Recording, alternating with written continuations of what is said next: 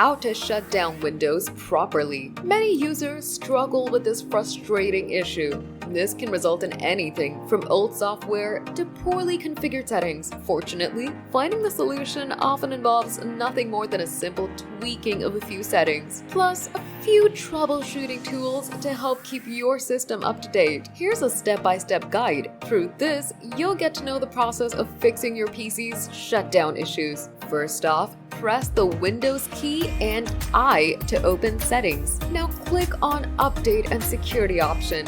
Now click on Check for updates and install any available updates. Now press the Windows key and the X key and select Control Panel. Now click on the power options. Click on Choose what the power options do. Now uncheck the box next to Turn on Fast Startup Recommended. Click on Save Changes. Now press the Windows key plus I key to open settings and click on Update and Security. Go to Troubleshoot and click on Additional Troubleshooters. You'll see an option called Power. Select it and then select Run the Troubleshooter. Restart your PC and select the BIOS settings, usually by pressing F2, F12, or Delete. Check for updates and follow the manufacturer's instructions to update the BIOS. Press the Windows key and the X key and select Device Manager. Now expand the Network Adapter section.